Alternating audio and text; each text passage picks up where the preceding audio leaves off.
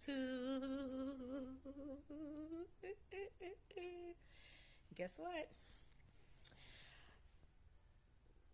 Guess who is a new member of the Crack Club? Me. Um, you guys don't know, but I still start a new job, and I pretty much has fallen in love with this job. Uh, they hired me based on my years of experience.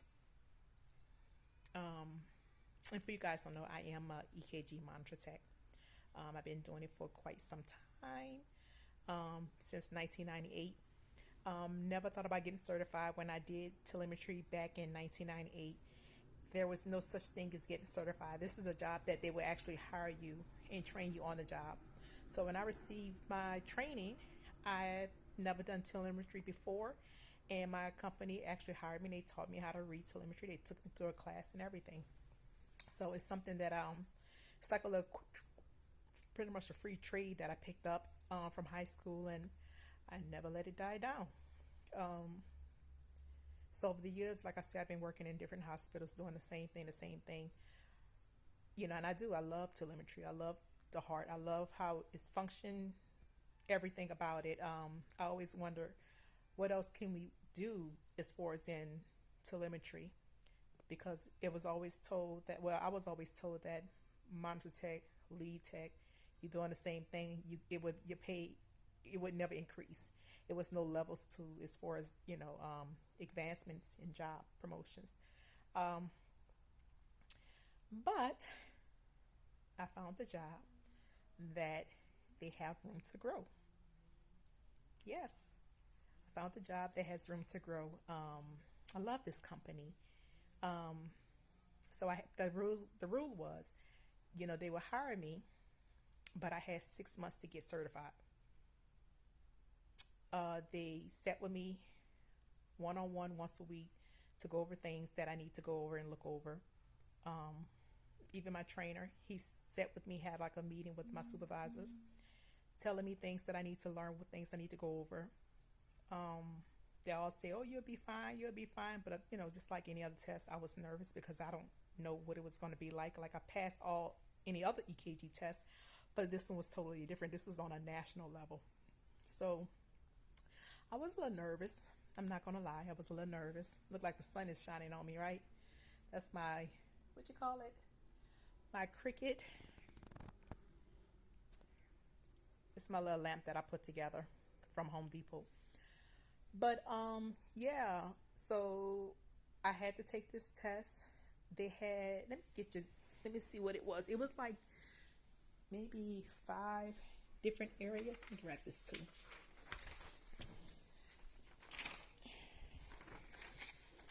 In order for you to pass this test, you needed at least a 650 to pass. So I took a practice test. I paid $55 to take the practice test. And there's one, two, three, four, five. There's six categories you need to, and they give you like a percentage. But there's six categories, and they have like under those categories, they have like I guess kind of different things that would be under that category.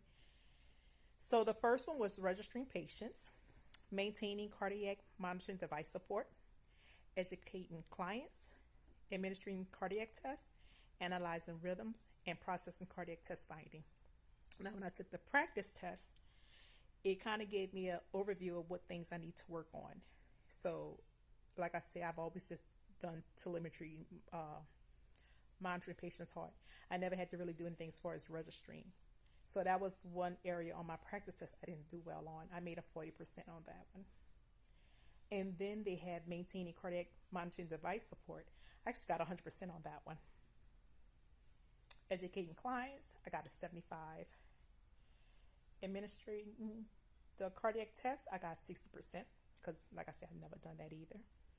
Analyzing rhythms, got 82%. Processing cardiac test finding, I got an 83%. So that was my test scores for my practice. So from that point on, I did study. The day I was supposed to take my exam, that's when the ice storm hit. I was supposed to take my exam January 31st.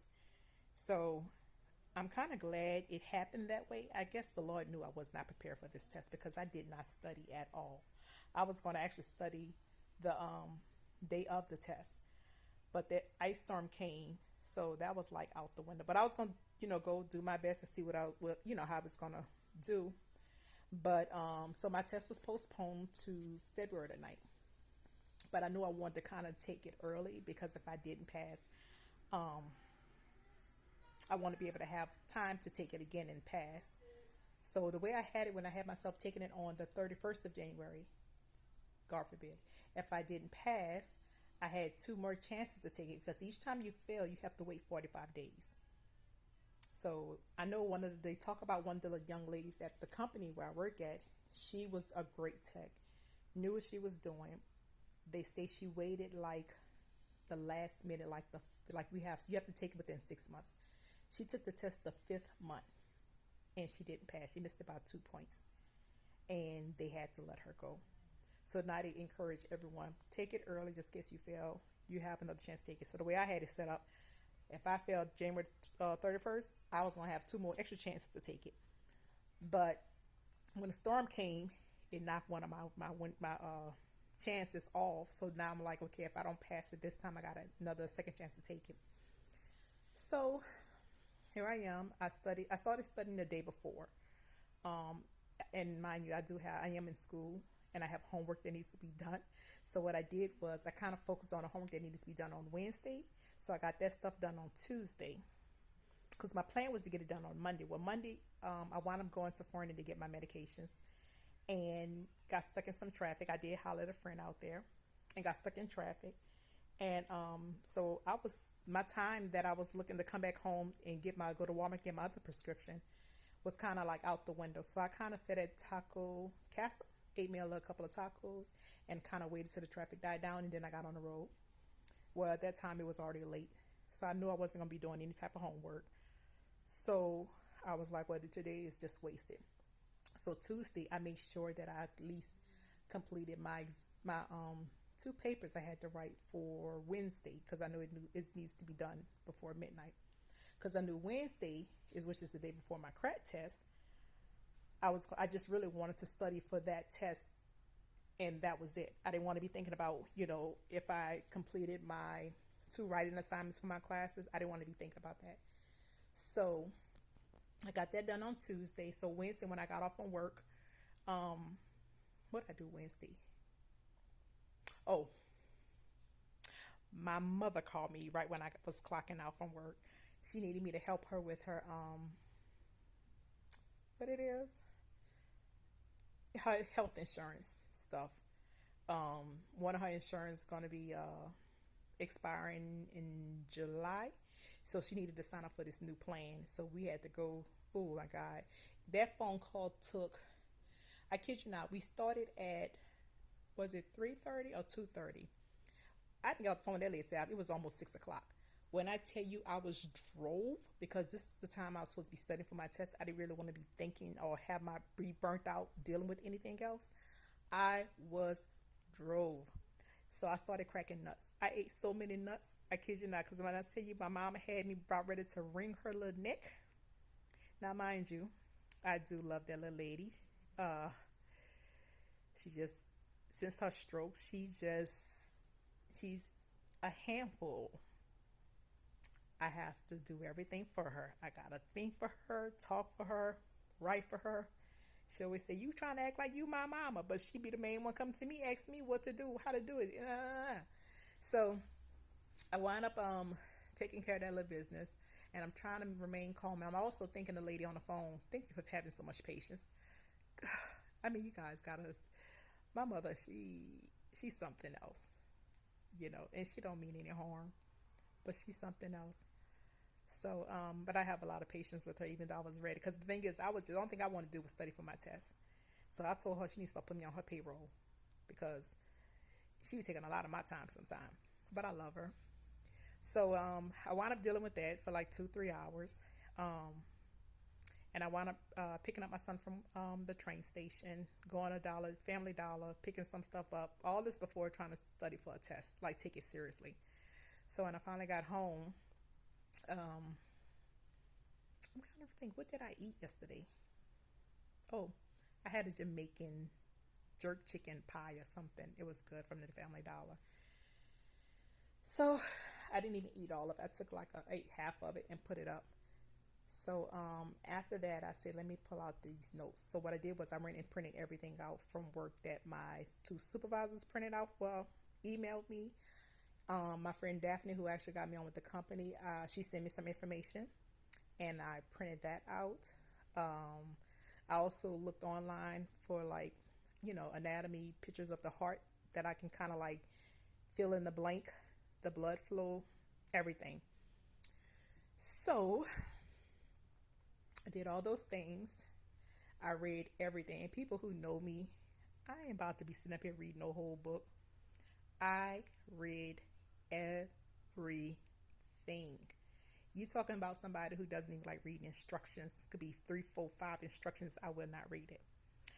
But I was very serious. I read everything, everything, from the front to the back, the footnotes, side notes, every definition. Like I read everything.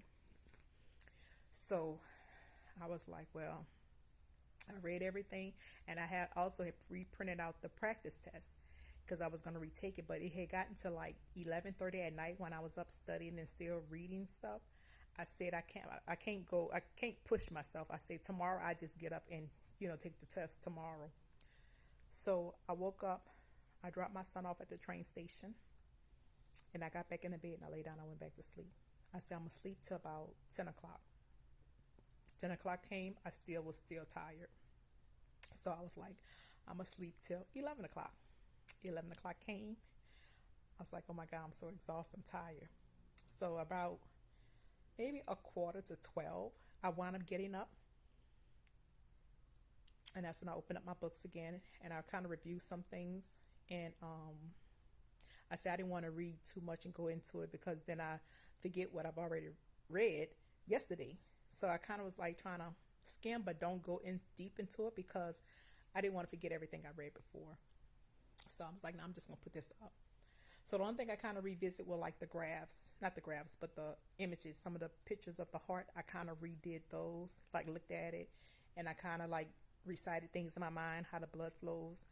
Um, but I wasn't trying to go deep into it. So what I did was I retook the test, and that little test I took kind of took me. It was a good little while. It was 100 questions. It took me some time because I was really trying to focus on reading and not missing any little slight details. Because sometimes I can read and you just miss the whole what they was asking. And I did find that too on the test that I had to go back and reread some of those questions because I'm like, oh, and I'm glad I went back because I was able to change some of those answers. I'm sorry. So I retook the test. I didn't get as many wrong as I got in the first time. And the ones I did get wrong, what I did was I read the question again. I read the answer and I read the rationale behind the answer. So that's what I did. And then it got to the point where after the end of the test, I was like, I don't even know what a PAC and a PJC is now. Like it had me to the point where I was doubting myself. I know what a PAC, I know the characteristic of a PAC, I know what a PJC is, I know the characteristic of a PJC, but for some reason, that test had my mind crossed. Because what I was looking at is what a PAC, it was telling me it was a PJC, and what I was looking at was a PJC, it was telling me PAC. So I have to go back and guess. Let me go on Google and look at this Google and see what a PAC and a PJC is.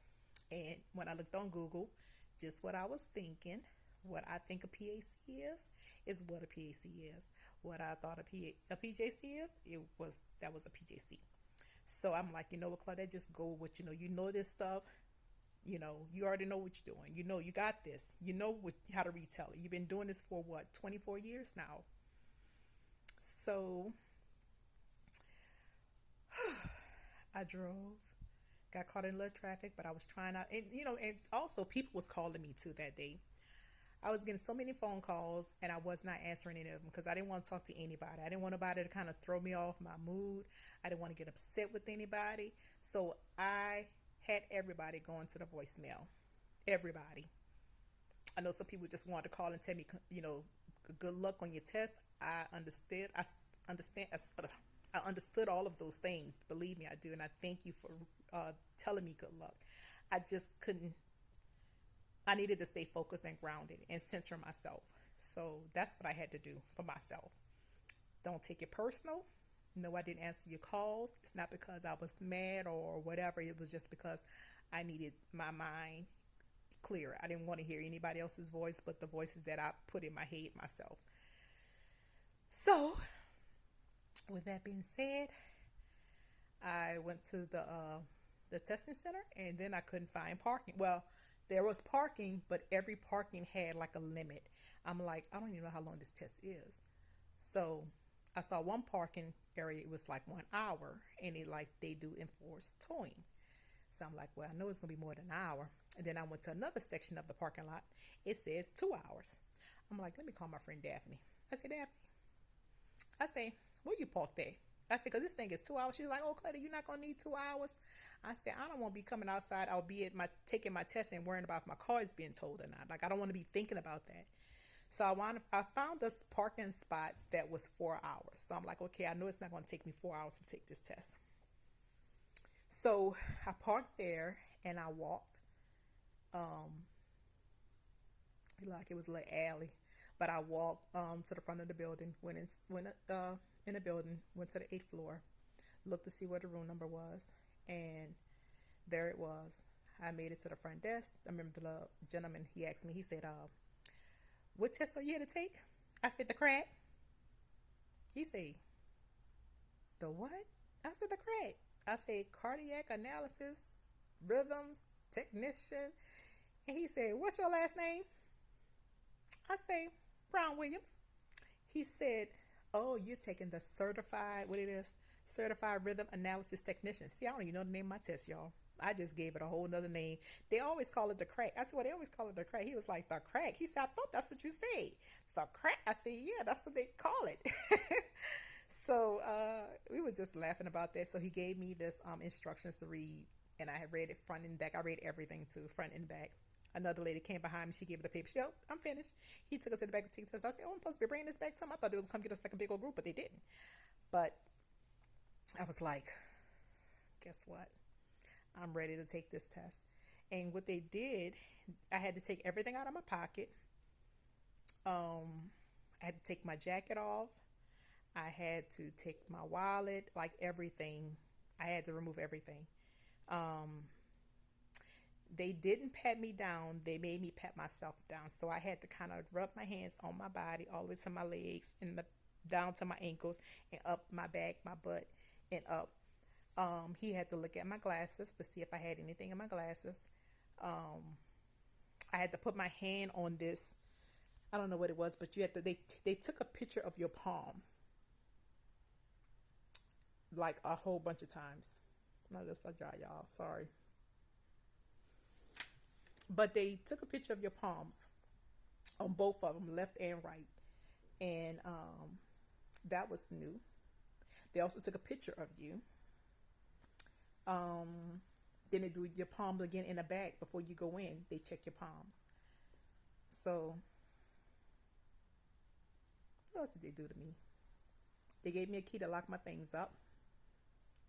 I had to keep my ID, and that key was all I went into the testing center with. So now, y'all, I'm sitting down taking this test, and I'm trying to keep myself calm and cool because I could feel like my hand. I don't really be that nervous to my hands sweat, but I felt like my hands were trying to sweat. And I was like, okay, Claudette, you got this, girl. You got this. You know your stuff. Just like a regular EKG test you normally take, it's the same thing. So they have me. They give you like this practice, so you get like 15 questions that kind of give you the kind of questions and that you would answer as far as dragging, multiple choice, matching, something, clicking, or whatever. It was a lot of different things. So they gave me like 15 of them of what I can pretty much, how I would have to answer some of these little questions. So that took a little too long for me, but I should have paid attention to it a little bit more, but I didn't. I was just ready to start the test and be done with it. So after I did that, then they brought me to the next thing. You could start the test. Start taking the test. Mind you, when I first looked at the first question, I'm like, damn, they starting already. I'm like, I need to put a flag on this first one. So I'm going to have to go back to this first one, look at it, because I don't want to spend too much time on it. So I got up to like what 30 questions. The 31st questions was hard. Oh my gosh. They was pulling out stuff that I have never seen before. I saw they had rhythms. Like I've been doing telly for a long time, since I was 18 years old. I have seen every rhythm in the book. Every rhythm in the book. They had this rhythm on this paper. I was like, what the hell is this? I ain't even know what to call it. But it was one of those questions. They had like four different lethal rhythms. You had to pick which one was the worst. I'm going by looking, heart rate. Well, it didn't give you a heart rate, but you could. I've been, like I said, I've been doing it for so long. I can look at a strip and tell you if the heart rate is slow or not or whatever. But the first 30 questions, I had already had 45 minutes pass me up. Now, mind you, this test is 2.5. Was it 2.5 or 2 hours? Something like that. 45 minutes I wasted in taking just 30 of them. I was like, oh my God, I still got 100 questions left and I still have this much time left. I need to get the move on. So I'm still going, trying to go as fast, but I'm trying to read everything and make sure I'm not missing anything and I'm just, making silly mistakes. I was like, oh damn, I'm gonna have less than an hour now, and I'm still got. I think I was like on 75 or something like that. I'm like, shit. So I'm trying my best to pull through. They pulling all kind of tricks out the hat. I'm like, they did not prepare me for this test at all. I was not prepared for it. I was not prepared for it. The stuff that they say would be the stuff that I was begging for telemetry strips, even the lethal ones. Give me one telemetry strip to read at a time. Don't ask me all these other different kind of questions. I was begging for the heart anatomy questions. I was begging for the blood flow. They was pulling out stuff. When I tell you, my friend said, well, like what, Clay? I said, I can't even tell you because I have never heard of some of the stuff that they was pulling out this hat. The stuff that they was asking me, I'm like, is this the right test I'm taking? I'm just supposed to be looking at telly strips. My friends were like, Claudia, I don't even know if you had the right test. I'm like, well, that's my name. That's what I signed up for. But that test was extremely hard. It was extremely hard. I can't tell you how I was going to do on that test. I had no clue. I was at a point where some questions that I'm pretty good at just putting things together, and it was some questions I was like, oh my God, I just got to take a guess, and I don't like doing that. But it was some of them was like, I need to take a guess. Now, mind you, my friend Daphne, when she took the test, she said, oh, Claudia, you ain't gonna even be in that long. She said, I was out like 45 minutes. I said, for how many questions? There 130. I said, okay. I said, but 130 questions, 45 minutes you was out? She was like, yeah. I'm still taking this test past 45 minutes. I had the first 45 minutes with the 30 questions. So I don't see how she did that. But like I said, everybody's test is different. So don't base my test and think you're going to have this test. It may be totally different for you. I'm just talking based on my experience, the test that I had. It was a very hard test. And one of my friends was like, girl, she said, you ain't even take the NCLEX yet. I said, girl, I know, but now I see what those nurses say about the NCLEX. I understand it. Because that's how that test was. They give you all the right answers, but you got to pick the best one. That's hard. Especially when it's lethal rhythms. Like they all can die from all these rhythms. That's why there are lethal rhythms. But which one is the worst one? I don't want any of them. Because I could die from all of them. Now, which one would kill me the fastest? That's what you're asking for? Just say that. Which one would kill me the fastest? They're all going to kill me. But I guess the fastest. But to me, everybody's different. Oh, Lord, look, I got people calling me. Well, anywho, I'm going to call her back because I want to talk to you guys. So, anywho, taking this test, I took it up to like the last minute. When I got to question number 130, I didn't even know I was at 130. So they gave you a chance to review all your questions. So I was like, okay, let me go back in the ones I flagged. Let me review them. So I went back over all the ones I flagged. Some of them I did have to change answers to because I wound up having one of those moments where I'm like, oh, this is what they're asking for, and changed it. So after I was done, I clicked in exam. Are you sure? Yes, I'm sure. You can't go back. Okay, I'm done. I had 7 minutes left. When them scores came up, I said, Lord, now you need a 650 to pass. And I told my friend Daphne how hard that test was. Very hard. I said, I can't take it again, Daphne.